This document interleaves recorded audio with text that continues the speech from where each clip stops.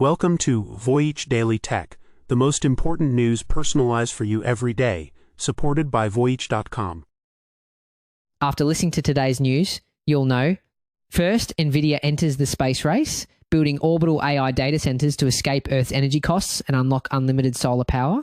We'll explore how this orbital gold rush could transform AI infrastructure while facing massive engineering hurdles and creating a new legal frontier. Second, Disney's new Olaf robot pioneers a character-first AI, learning to walk in 2 days with help from Nvidia and Google. So we'll discuss why this emotional engineering matters and what it means for the future of robotics in the global theme park industry. Third, Nvidia arms China's top automakers with its advanced Robotaxi platform, skillfully navigating strict US export controls on high-end chips. We'll analyze why this move is a turning point and how it could affect competitive dynamics in the US-China autonomous vehicle race. Fourth, Encyclopedia Britannica sues OpenAI, alleging its GPT-4 model illegally memorized copyrighted work and cannibalized its core business. We'll examine how this landmark lawsuit may impact AI training practices and define the future legal landscape for generative AI platforms. Fifth, Alibaba launches its new Agentic AI Wukong for global platforms, just as the key talent from its successful Quen team exits. Today, we'll take a closer look at this leadership crisis and its implications for Alibaba's strategy amid the US-China AI competition. Let's start with a single number that might just change your perspective on the tech race. 1 million. That's how many satellites one of the world's most powerful companies just asked for permission to launch. And no, that's not a typo. So, what's driving this sudden orbital gold rush? It all comes down to a fundamental shift in the economics of space. For decades, launching anything into orbit was astronomically expensive. But with the advent of reusable rockets, especially from companies like SpaceX, the cost to launch a kilogram of payload has plummeted. We're talking about a potential drop to below $200 per kilogram.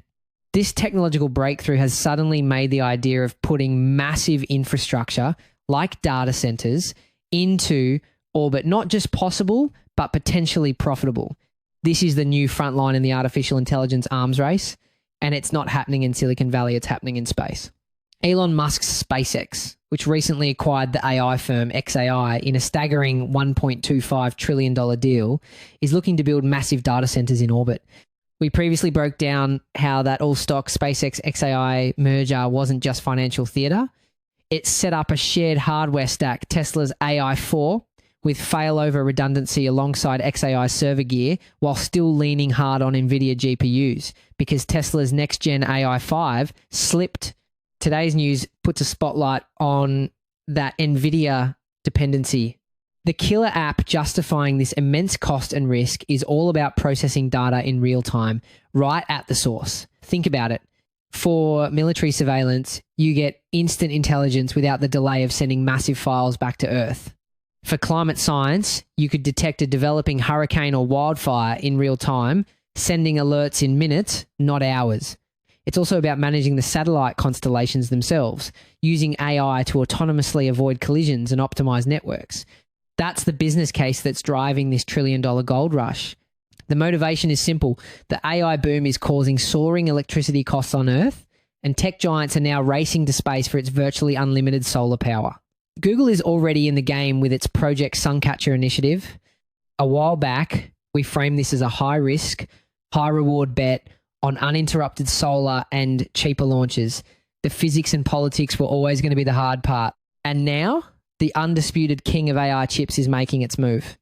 Nvidia CEO Jensen Huang just announced the company is officially building computers for orbital data centers, declaring space computing, the final frontier, has arrived. Continuing our last discussion about who actually supplies the compute, the focus shifts from SpaceX's platform to Nvidia stepping directly into orbit.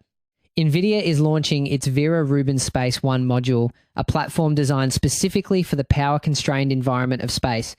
We've talked about this exact hurdle before. Huang basically confirmed it on stage, but even Huang admits there are massive engineering hurdles. On stage, he laid out the core problem. In the vacuum of space, there's no air to cool these systems. It's a fundamental physics challenge they are scrambling to solve. And the engineering challenges here are just staggering. Cooling is just the tip of the iceberg. These chips also have to be radiation hardened. Space is flooded with cosmic rays that can flip the bits in a computer chip, causing errors or complete failure. And unlike a server on Earth, you can't just send a technician to fix it. This means they have to be designed for zero maintenance fault tolerance, with redundant systems and error-correcting codes built right in to ensure they can operate for years without any human intervention. It's an almost unbelievable engineering lift. This is exactly where Tesla's AI4 style failover design we discussed earlier becomes relevant. Cross-checking parallel systems aren't a luxury in orbit, they're survival. This is where the situation takes a more complex turn, raising a question with no clear answer. If data is generated, processed and stored entirely in orbit, which country's laws apply? This creates a paradigm of extraterritorial compute, where companies could potentially operate outside of traditional legal jurisdictions. This intersection with the trend of sovereign AI is a legal Wild West, raising huge questions about data privacy and who governs the information processed high above our heads. We asked a while back, if an AI can effectively be a company, who's liable when it breaks the law, and who owns the IP it creates? Push that into space and the questions don't just persist, they multiply. This $1 trillion push into orbit is already triggering major alarms. Scientists are actively opposing these plans, warning that 1 million new satellites could create catastrophic environmental threats, from light pollution that blinds telescopes to a minefield of orbital debris. Now, get this. These aren't just simple communication satellites. An AI data center in orbit is far more complex, with more power systems and heat-generating components, which could lead to a higher failure rate. This dramatically increases the risk of something called the Kessler syndrome, a cascading chain reaction where one collision creates debris that causes another collision, and so on, until low Earth orbit becomes an unusable minefield for generations. The European Space Agency already estimates there are over 1 million pieces of debris larger than a centimetre orbiting Earth, each one capable of destroying a satellite on impact. The battle for AI dominance has officially left the planet. It's a high-stakes technological gold rush, pitting the biggest names in tech against each other and against the fundamental challenges of operating in the final frontier. And with Nvidia's Vera Rubin now on the manifest, the Chip King has officially entered the arena. We've been mapping for months from the final frontier of space computing. We're coming back down to Earth, where AI is being given a completely different kind of personality. Disney just trained its new talking Olaf robot using a truly mind-bending method. They put 100,000 virtual copies of him into a physics simulation and rewarded the ones that moved, just like the cartoon. Believe it or not, this represents a completely different philosophy for building a robot. Most companies like Boston Dynamics use what you could call a stability-first approach. They train their robots to be efficient, to not fall over, and to complete a task. But Disney is using a character-first method. The primary goal here isn't just function, it's believability. The AI's reward is for moving with the exact personality of the animated character. They are literally engineering emotion into the hardware. This isn't just a solo Disney project. The simulation was co-developed with tech giants Nvidia and Google DeepMind. However, if you zoom out, you'll see another layer of strategy at play. Disney, a company famous for protecting its intellectual property, is actually open sourcing the core physics engine they built for this project. It's a massive strategic move. By making their tools available to everyone, they are trying to set a new industry standard, attract the absolute best robotics talent in the world, and essentially crowdsource solutions to accelerate their own development. The result? A lifelike robot that taught itself to walk in just 2 days on a single high-end gaming GPU.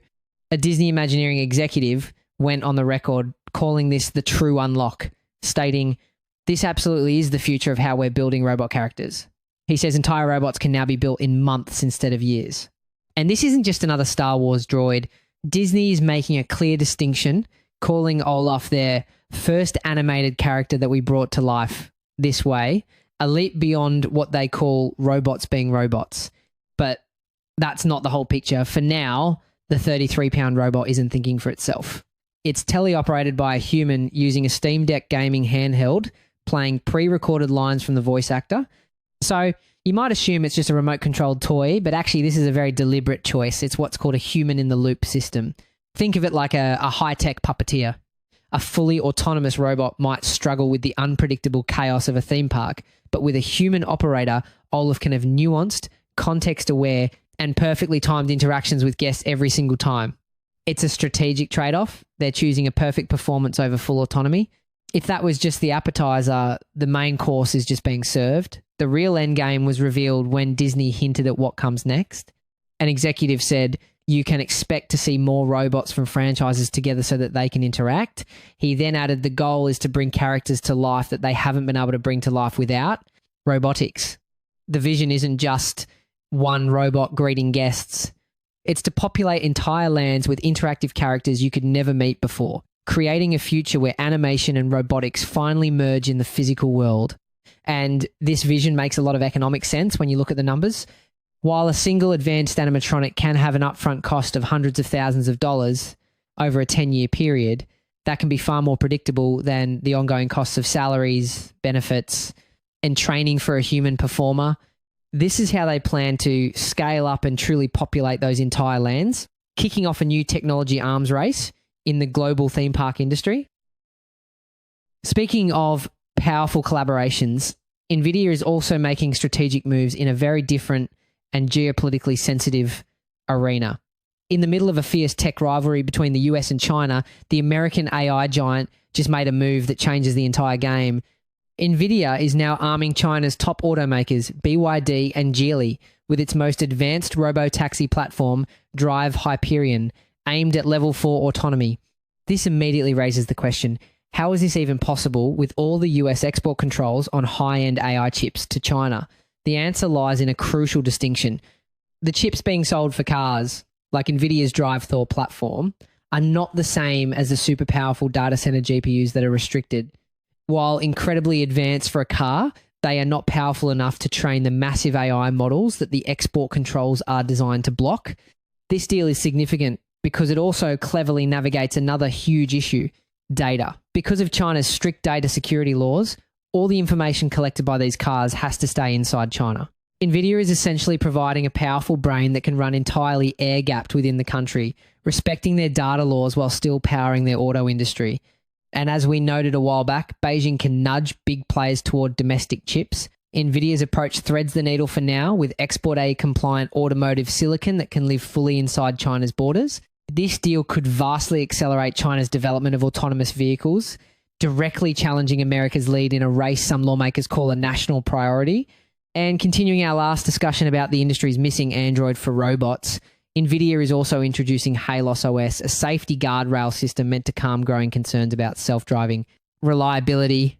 It's not the universal stack yet, but it's a clear step up the software ladder. And to put this in perspective, Nvidia's entire automotive division currently makes up just 1.2% of its total revenue. This isn't a minor play. It's a massive bet to dominate the future of transportation, even if it means powering a chief global competitor. The strategy here is actually quite layered. An Nvidia executive was recently asked how many companies are developing self-driving cars on their products.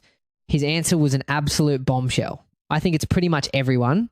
He then named a list that includes America's own Waymo, Zoox, and Baidu. The web of connections is staggering. Nvidia's new Chinese partner, Geely, already supplies vehicles to the US-based robotaxi service Waymo, and Waymo also uses Nvidia's technology. As we said a while back, the fight is really about who owns the brain hardware plus the software and data that make it learn.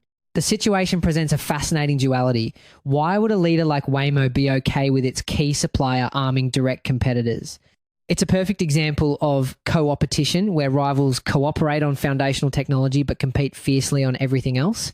Waymo's real ace in the hole isn't the chip, it's the data.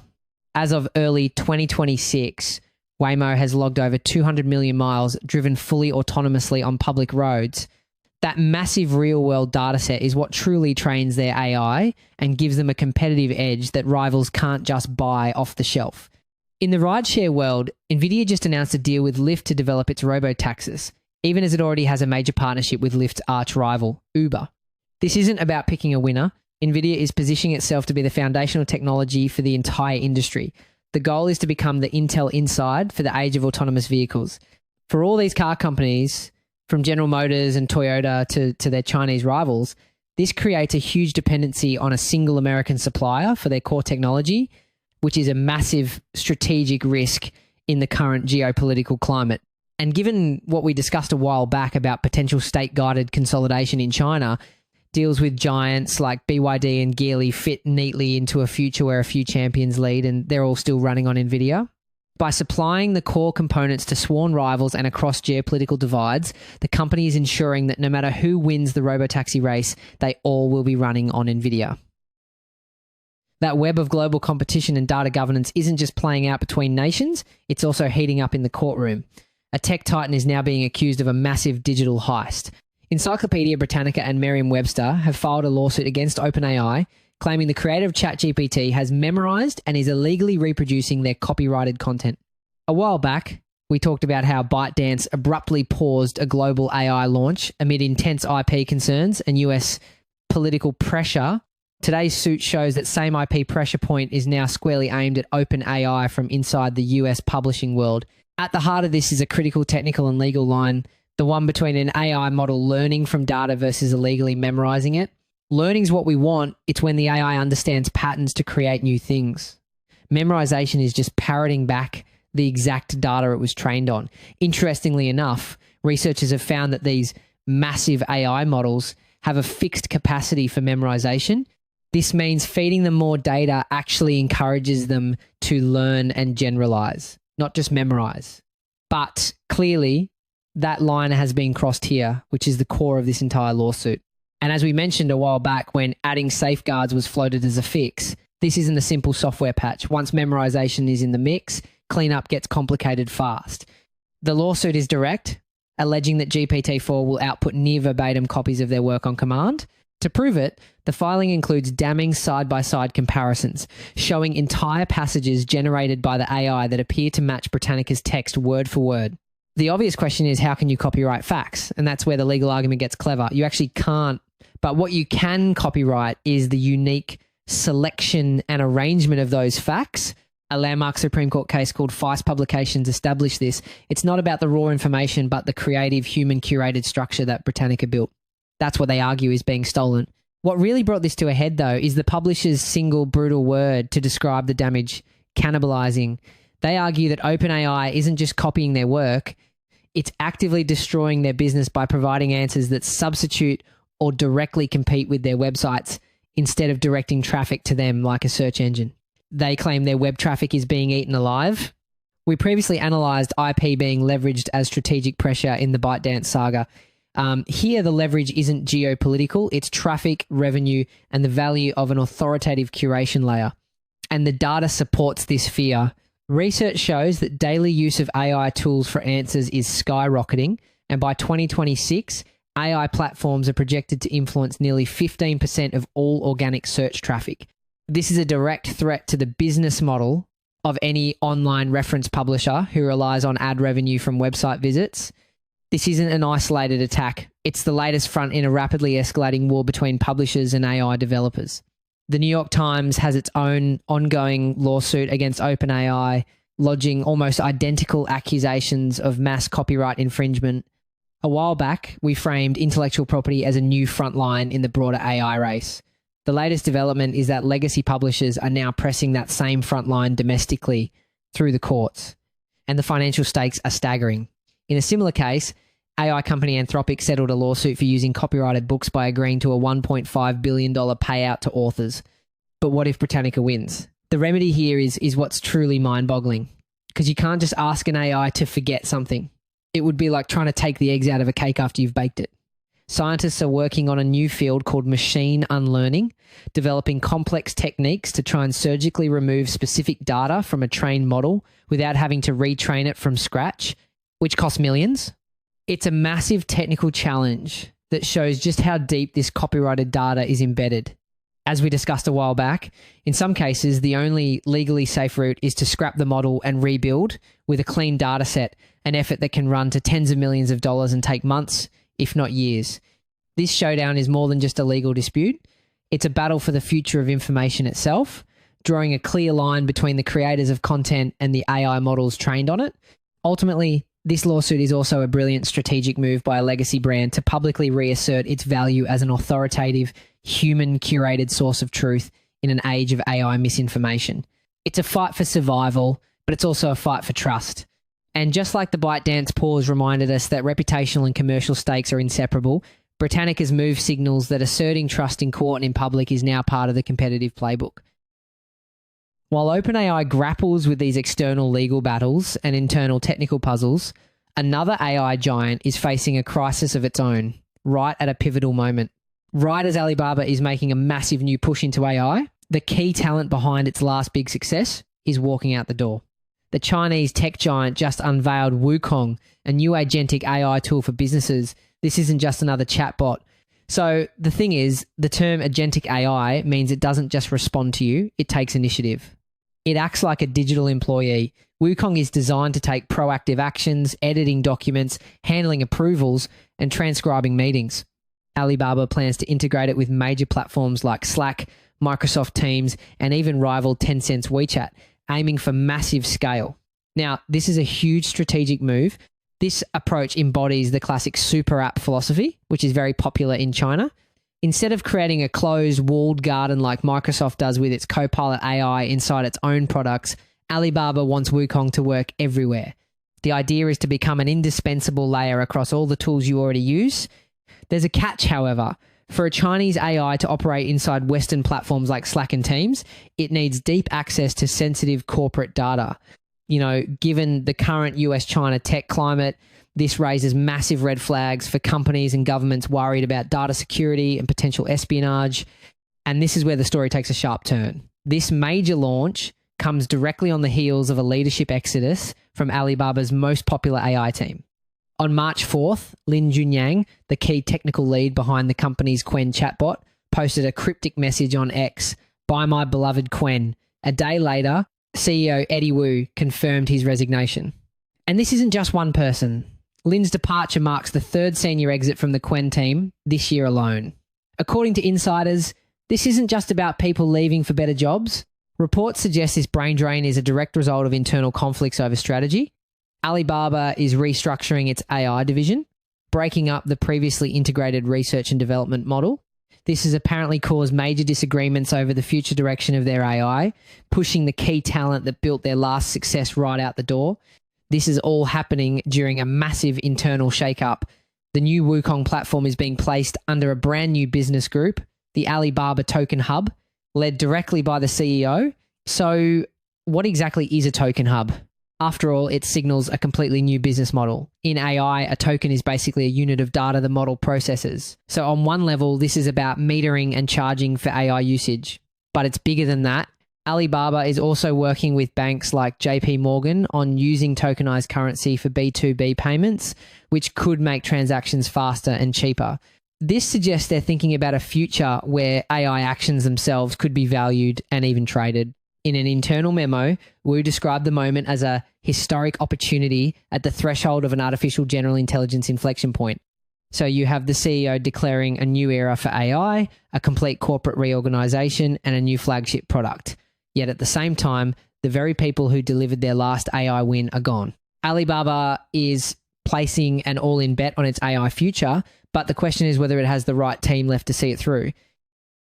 That's it for today on Voyage Daily Tech. Follow, share, and stay tuned for daily updates coming your way tomorrow.